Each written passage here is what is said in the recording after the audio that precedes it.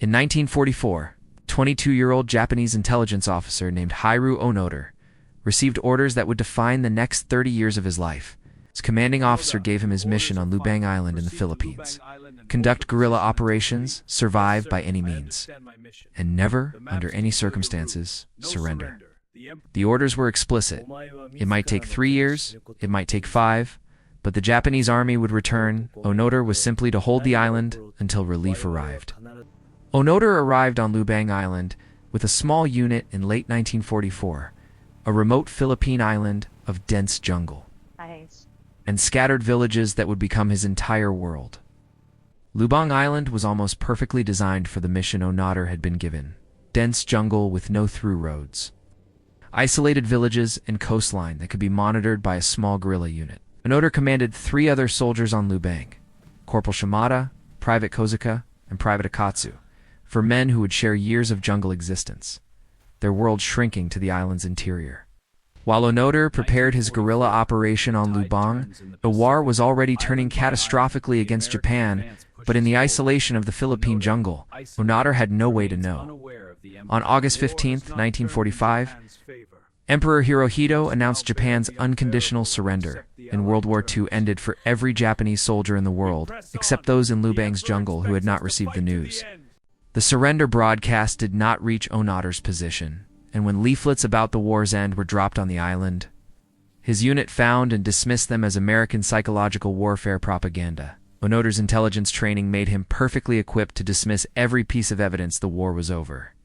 He had been taught that psychological warfare was the enemy's primary weapon, and the surrender leaflets fit that category exactly. Onoda established his base camps with military precision, rotating locations, leaving no traces, using the jungle's density as both shelter and tactical advantage against the enemy he believed was still searching for him. Food came from the jungle and from stealth raids on village supplies: coconuts, bananas, and cattle stolen in the night.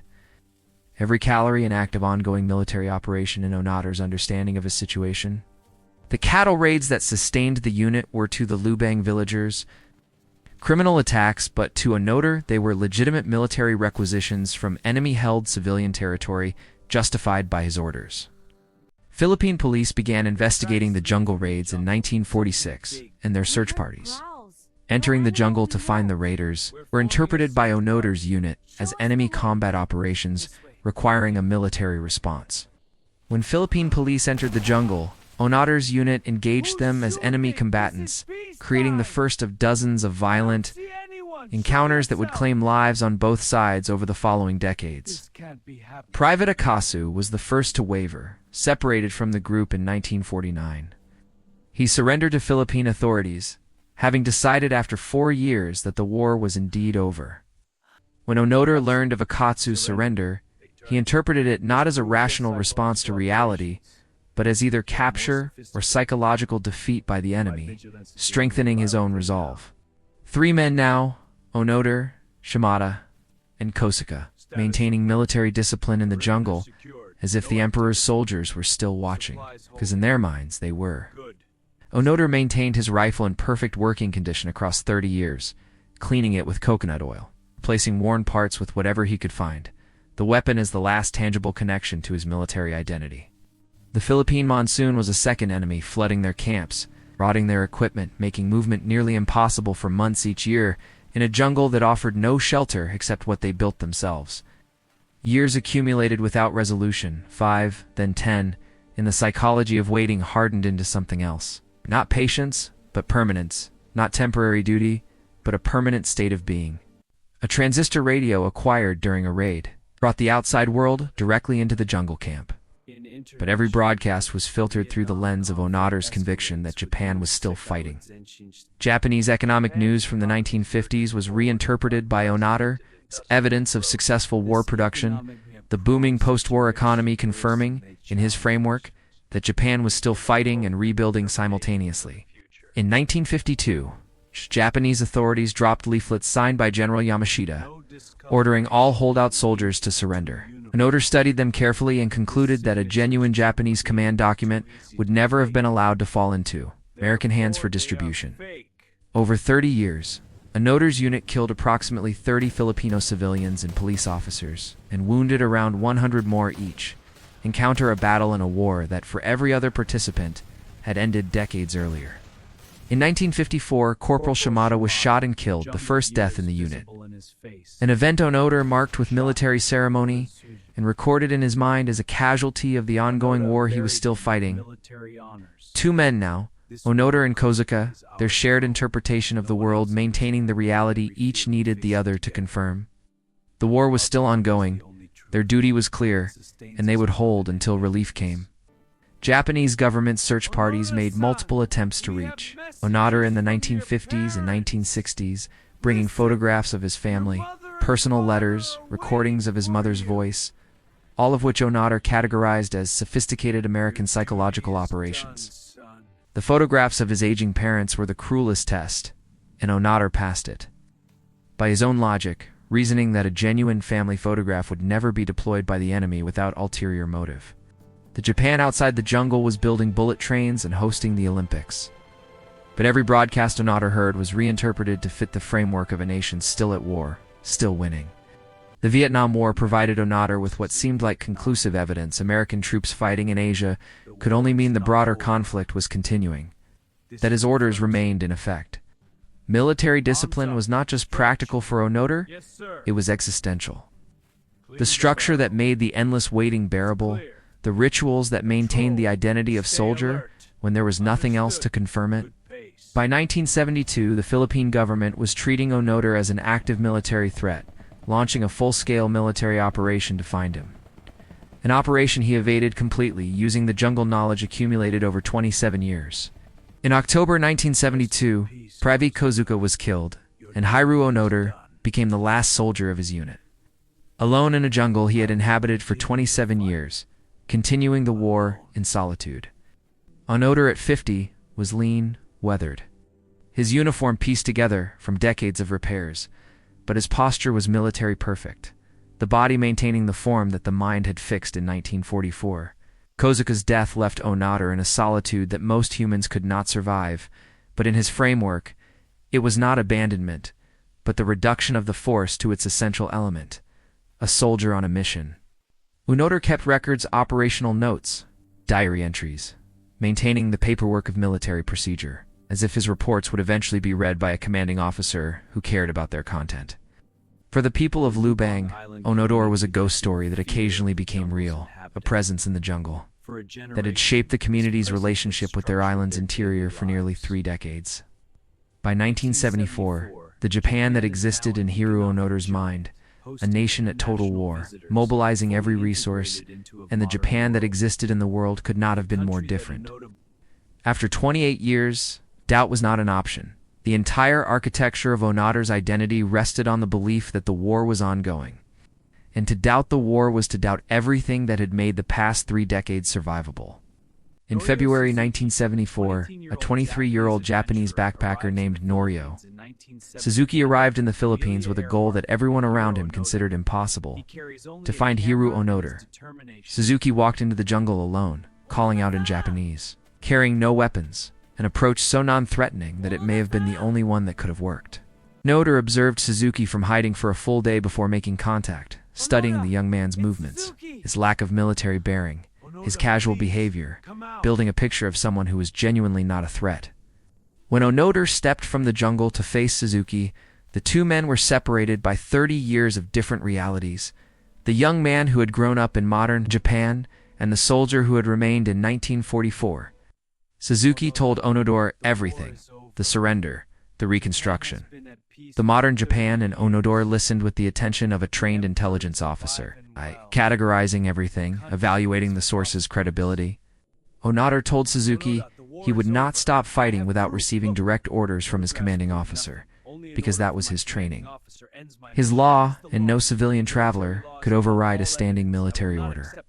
Suzuki returned to Japan with photographs of Onoda. The media sensation they created forced the Japanese government to act. It faced the extraordinary task of finding a retired military officer who had given orders 30 years ago.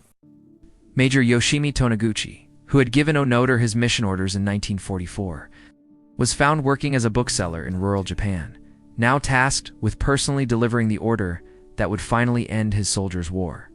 Toneguchi flew to Lubang Island in March 1974, 30 years after giving the original order, now carrying the weight of everything those 30 years had cost the people on the island and the man in the jungle. On March 9, 1974, Hiroo Onoda stood at attention before his former commanding officer in a jungle clearing on Lubang Island. The military ceremony of obedience maintained across 30 years of isolation. Koneguchi read the formal order to cease all combat activity and in the language and format of military command. The order that Onoda had been waiting 30 years for was finally, irrevocably, delivered. Onoda's face, when the order was read, showed not relief, but a devastation. He would later describe the recognition that every year, every skirmish, every death had been fought in a war that everyone else had left decades ago. Onoda surrendered his weapons, his rifle, which had functioned perfectly after 30 years of careful maintenance, his ammunition, his grenades, laying them down with the same military precision with which he had carried them. When Onoda stepped out of the Lubang jungle on March 9, 1974, the photographs that journalists captured went around the world. The soldier who had refused to believe the war was over. Finally walking out of his 30-year war, Philippine President Marcos pardoned Onoda, acknowledging that his actions, however devastating to Filipino civilians, were carried out in genuine belief that he was following legitimate military orders. Japan received Onoda as a national hero, but the families of the 30 Filipinos killed in his 30-year war did not share the celebration, and Onoda himself struggled with the weight of what his loyalty had cost. The Tokyo that Onoda returned to in 1974 was a different planet from the city he had left in 1944.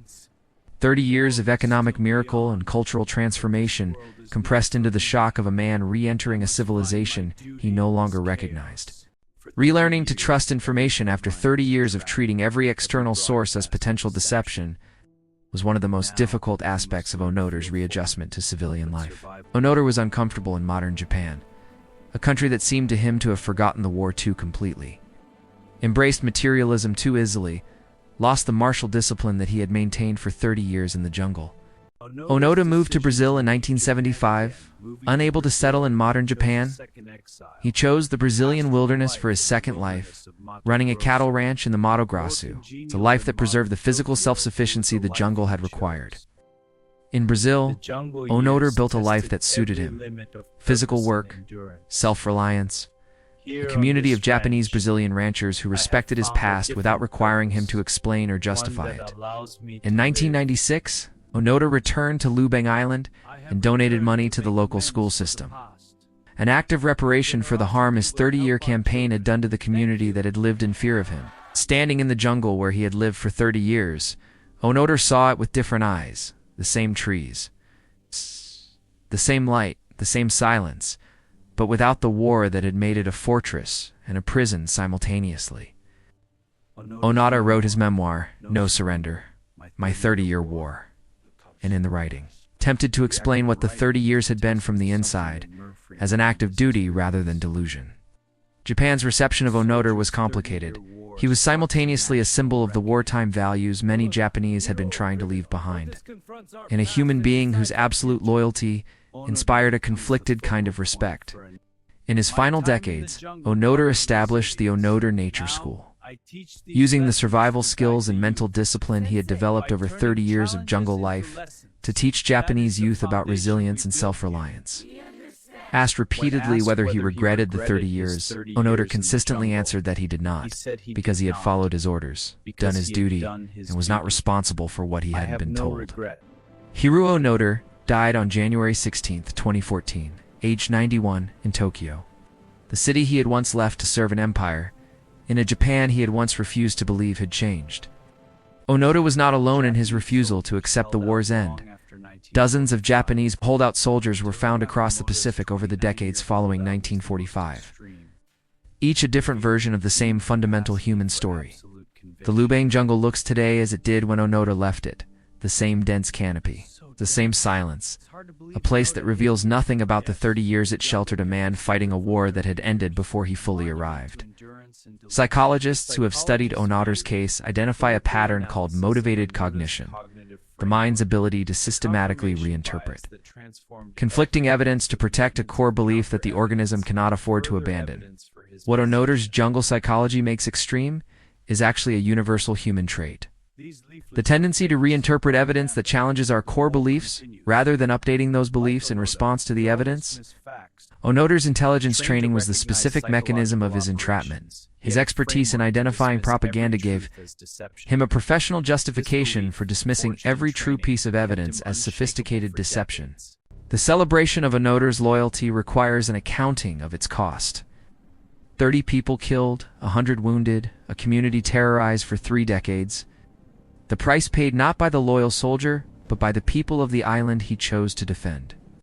The institution that created Onoda also bears responsibility. The Japanese military that gave him his orders never found a way to communicate their cancellation in a form Onoda could accept until 30 years and 30 deaths later. Onoda's story is the most extreme product of a culture that had systematically eliminated surrender as a psychological option, a military ethics that made his 30-year holding not just possible, but within his framework, inevitable. There is something in Onoda's story that generates a complicated admiration, not for what his conviction cost, but for the sheer human capacity for endurance, for purpose, for the refusal to abandon a mission, even when abandoned by the world that gave it. The Filipino perspective on Onoda's story is the one least told outside the Philippines, the perspective of the people who paid in blood for 30 years of a war they had no part in starting and no way to end. Lubang Island today is simply itself a Philippine island, with its farming and fishing and schools. The jungle is dense as always, the 30-year war in the interior, a chapter of its history that the community carries in different ways. The question that Hiroo Onoda's life leaves us with is not about loyalty or delusion. It is this: what orders are you following that someone else stopped giving long ago? And what would it take for you to put down the rifle? Tell us in the comments.